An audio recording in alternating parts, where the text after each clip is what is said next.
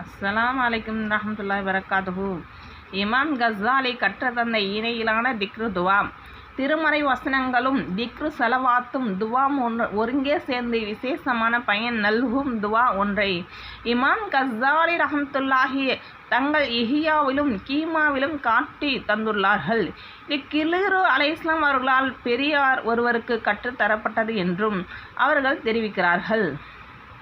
முஸப்ப ஆத்துல் அஸ்ரு 10 ஏழுகள் என்ற பெயரான இதன் 10 அம்சங்களையும் ஒவ்வொன்றையும் 7 தடவை வீதம் மொத்தம் 70 தடவை ஓத வேண்டும். இதை வெள்ளிக்கிழமை இரவிலோ ஜிம்மாவுக்கு பின்னரோ அல்லது வசதியான ஒரு நாளிலோ வாரம் தராமல் ஓதி வருபவருடைய பாவங்கள் மன்னிக்கப்படும். அவர் அல்லாஹ்வின் கோபப்பார்வை விட்டும் தப்பி விடுவார். அவர் நேர்மையாளர்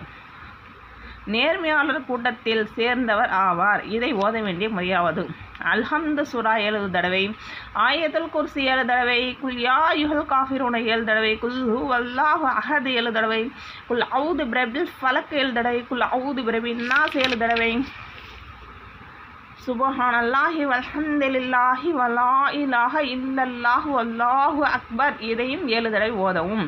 அல்லாஹும்ம ஸல்லி அலா முஹம்மதின் வஅலா ஆலி முஹம்மதின் இதை 7 தடவை ஓதவும். அல்லாஹும்ம அஃபிர்லி லில் முஃமினீன வல் முஃமினாத் இதை 7 தடவை ஓதவும்.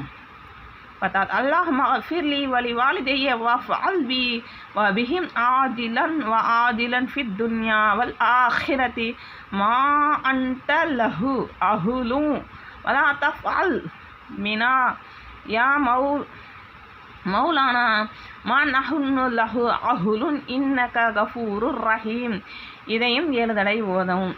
இதனுடைய தர்ஜமா இதெல்லாம்.